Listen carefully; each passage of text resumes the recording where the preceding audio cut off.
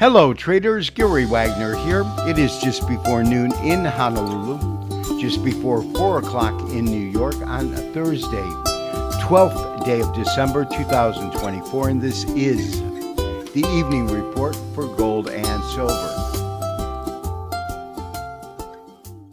A very interesting reaction to the release of November's PPI, Producer Price Index report today. The U.S. Bureau of Labor Statistics revealed that wholesale costs rose by 0.4%, well ahead of expectations, which were anticipating an increase of 0.2%. The core stayed the same, but traditionally, higher wholesale costs could signal potential inflationary pressures, which in and of itself would be bullish for gold. However, the reaction we saw in gold was the exact opposite, with gold declining by about $50 on the day. Based on that, my sense is that traders used this opportunity to bank profits from the recent $97 run-up from $26.55 to $27.53 that occurred over this last week. In this instance, we were one of those traders that were able to bank profits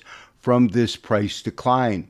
If you recall, earlier this week, I recommended that traders enter long positions at $2,700. It was based on this green candle here and the fact that it broke above the upper level resistance line. The next day, we followed that with an actual trade alert, meaning a written notification. Traders taking the call then got in at $27.20. The market ran as high as $27.58.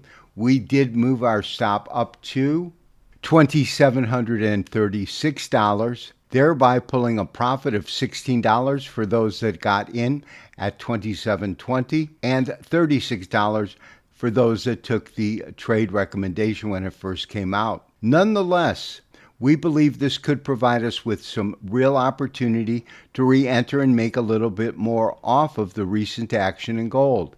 The reason I believe that is on a technical basis. When we look at this compression triangle, we did not see today's low violate or the close go into back. We did not see prices go back into the triangle, effectively making this upper level resistance now a current level of support. Gold would absolutely have to take out anywhere between 26.88 and 26.80 and would still remain unharmed in terms of technical damage.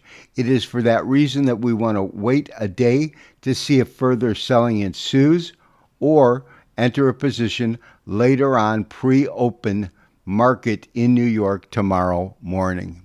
If in fact gold does trade lower and recover or recover from this price point in terms of the upside potential, we now have a real level of resistance below the recent highs of 2,800, which is this top here, 27.44 to this top here, 27.54 as the new level of resistance, the first level, with major resistance coming at just above $2,800 and a one minor level at 27.76.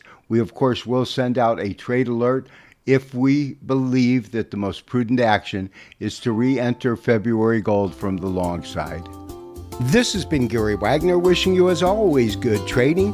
We will talk to you tomorrow for the next daily update and review. Bye-bye.